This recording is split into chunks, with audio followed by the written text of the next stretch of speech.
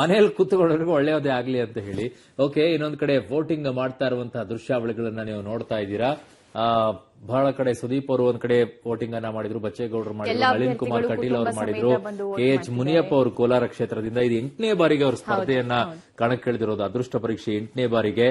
So ಕೋಲಾರದಲ್ಲಿ ಅವರು ಕೂಡ ಮತದಾನವನ್ನ ಮಾಡಿದ್ರು.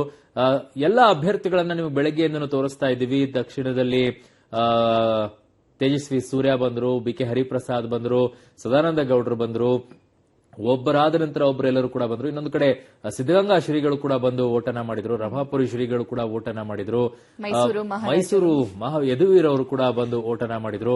ಎಲ್ಲರೂ ಬಂದು ವೋಟ್ ಮಾಡ್ತಾ ಇದ್ರೆ ಕಾರಣ ಇಷ್ಟೇ. ಅದನ್ನ ನಾವ್ಯಾಕೆ ತೋರಿಸ್ತಾ ಇದೀವಿ ಅಂತಂದ್ರೆ, ನೀವು ಅದನ್ನ ನೋಡಿ ಸ್ಫೂರ್ತಿಯನ್ನ ಪಡ್ಕೊಂಡು ವೋಟ್ ಅನ್ನ ಮಾಡಿ ಮನೆಯಲ್ಲಿ ಕುಳಿತುಕೊಳ್ಬೇಡಿ. 5 ನಿಮಿಷದಲ್ಲಿ 5 ವರ್ಷದ ದೇಶದ ಭವಿಷ್ಯವನ್ನ ನಿರ್ಧಾರ ಮಾಡಬಹುದು 5 ನಿಮಿಷದಲ್ಲಿ. ಇವತ್ತು ನಾನು ಹೊಸ ಕ್ಯಾಂಡಿಡೇಟ್, ಹಾಗಾಗಿ ಮೊದಲನೇ ಬಾರಿ ಚುನಾವಣೆ ನಿಲ್ತಾ ಇರೋದು. ಹಾಗಾಗಿ ಇವತ್ತೆಲ್ಲ ಒಂದು ಕಡೆ ಇದು ಒಳ್ಳೆ ದಿನ, ಏನೋ ಒಂದು ಡಿಫ್ರೆನ್ಸ್ ಗೊತ್ತಾಗುತ್ತೆ ನಮ್ಗೆ. ಯಾಕಂದರೆ ಮೊದಲೆಲ್ಲ ನಾವು ಬೇರೆಯವ್ರಿಗೆ ಚುನಾವಣೆ ಮಾಡೋ ಅಭ್ಯಾಸ ಇತ್ತು. ಇವತ್ತು ನಮಗೆ ನಾವು ಚುನಾವಣೆ ಮಾಡ್ಕೊಳ್ಬೇಕಾಗಿರೋದ್ರಿಂದ ಎಲ್ಲೋ ಒಂದು ಕಡೆ ಒಂದು ಸ್ಪೆಷಲ್ ಮೂಮೆಂಟ್ ಅಂತ ಅನಿಸುತ್ತೆ. ಬಟ್ ತುಂಬ ಚೆನ್ನಾಗಿದೆ ಸರ್, ಜನರೆಲ್ಲ ಒಳ್ಳೆ ವಿಶ್ವಾಸದಿಂದ ಇವತ್ತು ಸ್ವೀಕಾರ ಮಾಡಿ ಭಾಳ ಚೆನ್ನಾಗಿದೆ. ಓಕೆ, ಅದು ಪ್ರಜ್ವಲ್ ರೇವಣ್ಣ ಅವರು ಮಾತನಾಡಿದ್ದನ್ನ ನೋಡಿದ್ರಿ. ಇನ್ನು ಸುತ್ತೂರು ಶ್ರೀಗಳು ಕೂಡ ವೋಟಿಂಗ್ ಅನ್ನ ಮಾಡ್ತಾ ಇರೋಕೆ ಆಗಮಿಸ್ತಾ ಇರುವಂತಹ ದೃಶ್ಯಾವಳಿಗಳನ್ನ ನೋಡ್ತಾ ಇದ್ದೀರಾ. ಹೆಚ್ಚೇನು ಮಾತಾಡಕ್ಕಾಗಲ್ಲ, ರಾಜಕೀಯ ಅಭ್ಯರ್ಥಿಗಳಿಗೂ ಆಗಿರ್ಬೋದು ಅಥವಾ ಯಾವ್ದಾದ್ರು ಲೀಡರ್ಸ್ಗಳಿಗಾಗಿರ್ಬೋದು. ರಾಜಕೀಯವಾಗಿ ಏನು ಮಾತಾಡಕ್ಕಾಗಲ್ಲ ಅವರಿಗೆ. ಇನ್ನೊಂದು ಕಡೆ ಹಾಸನದಲ್ಲಿ ಮಂಜು ಅವರು ಮತಗಟ್ಟೆಯಲ್ಲಿ ಒಂದಿಷ್ಟು ಗಲಾಟೆ ನಡೀತು. ಆ ವಿಚಾರದ ದೃಶ್ಯಾವಳಿಗಳನ್ನ ತೋರಿಸ್ತಾ ಇದ್ದೀವಿ ನಿಮಗೆ. ಇನ್ನೊಂದು ಕಡೆ ಸುತ್ತೂರು ಶ್ರೀಗಳು ಬಂದು ವೋಟ್ ಅನ್ನ ಮಾಡ್ತಾ ಇರುವಂತಹ ದೃಶ್ಯಾವಳಿಗಳನ್ನ ನಿಮಗೆ ತೋರಿಸ್ತಾ ಇದ್ದೀವಿ. ಮಗದೊಂದು ಕಡೆ ಪ್ರಕಾಶ್ ರಾಜ್ ಅವರು ಕೂಡ ವೋಟ್ ಅನ್ನ ಮಾಡಿದ್ರು, ಮಾತನಾಡಿದ್ರು. ಏನ್ ಮಾತಾಡಿದ್ರು ನೋಡಿ. ನಮಸ್ಕಾರ. ಬದುಕಿನ ಹೊಸ ಪಯಣ ಬಹಳ ಖುಷಿ ಆಗ್ತಿರೋದಂದ್ರೆ ಭಾವನಾತ್ಮಕವಾಗಿದ್ದೀನಿ. ಯಾಕಂದ್ರೆ ಇದು ನನ್ನ ಶಾಲೆ. 41 ವರ್ಷದ ಹಿಂದೆ ನಾನು 7ನೇ ಕ್ಲಾಸ್ನಲ್ಲಿ ಯಾವ ಕ್ಲಾಸ್ ರೂಮಲ್ಲಿ ಕೂತಿದ್ನೋ ಆ ಕ್ಲಾಸ್ ರೂಮ್ಗೆ ಹೋಗಿ ವೋಟ್ ಮಾಡಿದೆ ನಾನು. ಸೊ ಬಾಲ್ಯ ಅನಿಸ್ತಾ ಇದೆ, ಬಹಳ ಸಂತೋಷವಾಗಿದ್ದೇನೆ. ಈ ಶಾಲೆ ನನಗೆ ಮೊದಲನೇ ಡಿಬೇಟ್ ಕಾಂಪಿಟೇಷನ್ ಅಲ್ಲಿ, ಮೊದಲನೇ ನಾಟಕದಲ್ಲಿ, ಮೊದಲ ಎಲೆಕ್ಷನ್ ಈ ಶಾಲೆ ವಾಸ್ ದ ವೈಸ್ ಪ್ರೆಸಿಡೆಂಟ್. ಇಷ್ಟೆಲ್ಲ ಮುಗಿದು ಕೊನೆಗೆ ಆ ಬಾಲ್ಯದ ಆ ಕ್ಲಾಸ್ ರೂಮ್ಗೆ ಬಂದು ವೋಟ್ ಹಾಕೋದು ಬಹಳ ಸಂತೋಷದ ವಿಷಯ. ದಯವಿಟ್ಟು ಎಲ್ಲರೂ ವೋಟ್ ಹಾಕಿ. ಇದು ಹಬ್ಬ, ನಿಮ್ಮ ಜವಾಬ್ದಾರಿ.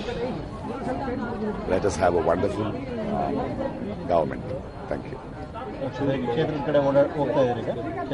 ಎಲ್ಲ ಕಡೆ ಓಡಾಡಬೇಕಲ್ಲ. ಈಗ ಬೇರೆ ಬೇರೆ ಮತಗಟ್ಟೆಗಳಿಗೆ ಹೋಗೋದು, ಒಬ್ಬ ಕ್ಯಾಂಡಿಡೇಟ್ ಆಗಿ ನಾನು ಹೋಗ್ಬೋದು. ಬಹಳ ಚೆನ್ನಾಗಿದೆ ಅಂಡ್ ನಂಬಿಕೆ ಇದೆ ನನಗೆ. ಒಂದು 4 ತಿಂಗಳ 5 ತಿಂಗಳ ಸಂವಾದ, ಬೇರೆ ಬದಲಾವಣೆಯನ್ನ ಆಕ್ಷಿಸ್ತಾರೆ. ನೋಡೋಣ ಜನ ಏನ್ ಹೇಳ್ತಾರೆ, ಕೊನೆಗೆ ಅವರ ಡಿಸಿಷನ್ ಏನು. ನಮಸ್ಕಾರ.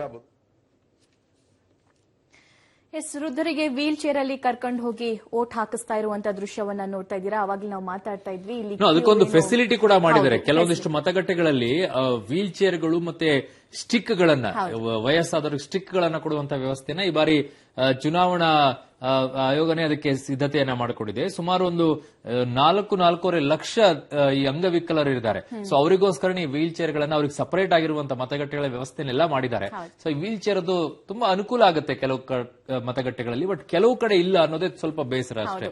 ಈ ನಗರ ಪ್ರದೇಶಗಳಲ್ಲಿ ಸಾಮಾನ್ಯವಾಗಿ ಇದು ಫೆಸಿಲಿಟೀಸ್ ಸಿಕ್ಬಿಡುತ್ತೆ, ಬಟ್ ಗ್ರಾಮೀಣ ಪ್ರದೇಶದಲ್ಲಿಯೂ ಕೂಡ ಈ ರೀತಿಯಾಗಿರುವಂತಹ ಫೆಸಿಲಿಟೀಸ್ ಸಿಕ್ಕರೆ ತುಂಬಾನೇ ಒಳ್ಳೇದು ಅಂತ ಹೇಳಿ ಅನ್ಸುತ್ತೆ. ಓಕೆ, ಒಂದ್ ಕಡೆ ನೀವು ದೃಶ್ಯಾವಳಿಗಳೆಲ್ಲ ನೋಡ್ತಾ ಇದ್ದೀರಾ. ವಯೋವೃದ್ಧರೆಲ್ಲರೂ ಕೂಡ ಬಂದು ಆಗಮಿಸಿ ಮತಗಟ್ಟೆಯಲ್ಲಿ ಮತದಾನ ಮಾಡ್ತಾ ಇದ್ದಾರೆ. ಅತಿ ಹೆಚ್ಚಾಗಿ ಇವತ್ತು ಬೆಳಗ್ಗೆಯಿಂದಲೂ ಕಾಣಿಸ್ಕೊಳ್ತಾ ಇರೋದು ಹಿರಿಯ ನಾಗರಿಕರು. ಬೇಗ ನಾನು ನೋಡ್ತಾ ಇದ್ದೆ 6:40-45ಕ್ಕೆ ಬಂದು ಅವರು ಆಲ್ರೆಡಿ ಮತಗಟ್ಟೆಗಳ ಮುಂದೆ ನಿಂತ್ಕೊಂಡಿದ್ರು. ಇನ್ನೂ ಒಳಗಡೆ ಎಲ್ಲ ರೆಡಿ ಮಾಡ್ಕೊಳ್ತಾ ಇದ್ರು. ಅಷ್ಟೊತ್ತಿಗೆ ವೋಟರ್ ಐಡಿಗಳನ್ನ ಇಟ್ಕೊಂಡು, ಸ್ಲಿಪ್ ಗಳನ್ನ ಇಟ್ಕೊಂಡು ವೋಟಿಂಗ್ ಮಾಡೋಕೆ ತಯಾರಿಯನ್ನ ಮಾಡ್ಕೊಂಡು ನಿಂತ್ಕೊಂಡಿದ್ರು. ಸೊ ಅದೊಂದು ರೀತಿಯಾಗಿ ಹುರುಪು. ಇನ್ನೊಂದು ಕಡೆ ಮಧ್ಯಾಹ್ನ ಬಂದ್ರೆ ಬಿಸಿಲಾಗುತ್ತೆ. ಸತತವಾಗಿ ವೋಟ್ ಮಾಡ್ತಾ ಬರ್ತಿದ್ದಾರೆ. ಯಾರು ವೋಟ್ ಮಾಡ್ತಿಲ್ವೋ ಅವರಿಗೆ ಪ್ರೇರಣೆ ಇವರೆಲ್ಲ. ಇವ್ರನ್ನಾದ್ರೂ ನೋಡಿ ಹೋಗಿ ನೀವು ವೋಟ್ ಮಾಡಿ, ನಿಮ್ಮ ಹಕ್ಕನ್ನ ಚಲಾಯಿಸಿ. ಹಿರಿಯರು, ಅವರಿಗಿರುವಂತಹ ಜವಾಬ್ದಾರಿ ತುಂಬಾ ಜನರಿಗೆ ಇರಲ್ಲ. ಇಂತಹ ಸಂದರ್ಭದಲ್ಲಿ ವೋಟ್ ಮಾಡದೆ ಮನೆಯಲ್ಲಿ ಇರ್ತಾರೆ. ಸೊ ಇಂಥವ್ರೆ ನಿಮ್ಗೆ ಸ್ಫೂರ್ತಿ. ಅವರು ವೀಲ್ ಚೇರ್ ಅಲ್ಲಿ ಬಂದು ಕೂಡ ವೋಟ್ ಮಾಡ್ತಿದ್ದಾರೆ. ನೀವು ಇನ್ನು UT ಖಾದರ್ ಅವರು ಕೂಡ ತಮ್ಮ ಹಕ್ಕನ್ನ ಚಲಾಯಿಸಿದ್ದಾರೆ. ಸ್ಕ್ರೀನ್ ಮೇಲೆ ಕೂಡ ದೃಶ್ಯಾವಳಿಗಳನ್ನ ನಾವು ನಿಮಗೆ ತೋರಿಸ್ತಾ ಇದ್ದೀವಿ.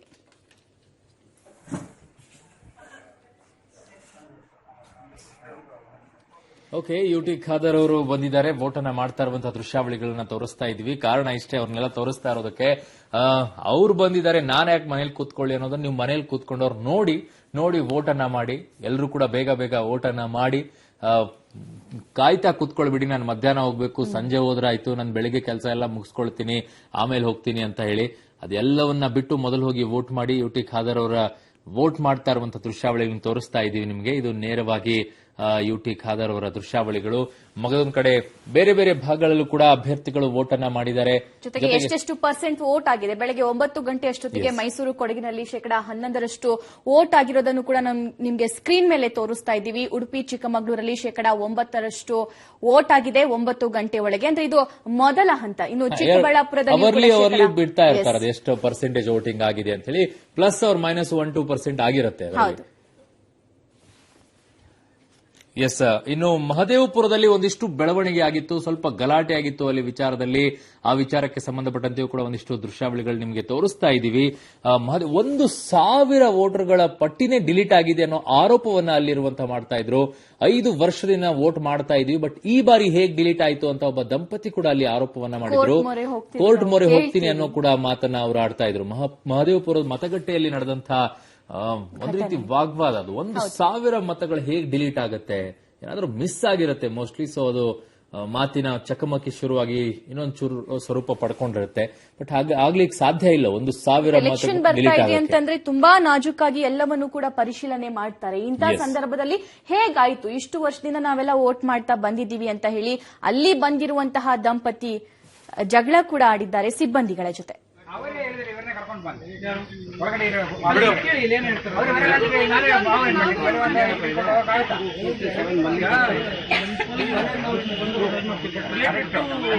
ಪ್ರತಿ ವರ್ಷ ಚೆಕ್ ಮಾಡ್ಕೊಬೇಕು ಬಂದ್ ನೀವು. ಆ ರೀತಿ ಇರೋದು ಪ್ರೊಸೀಜರ್. ಮನೆ ಕೆಲಸ ಬಿಟ್ಟು ನಮ್ದು ಸ್ವಂತ ಕೆಲಸ ಬಿಟ್ಟು ಎಲ್ಸಿಂದಾಗ ವರ್ಷದಲ್ಲಿ 2 ಸತಿ ರೌಂಡ್ ಹೊಡಿ.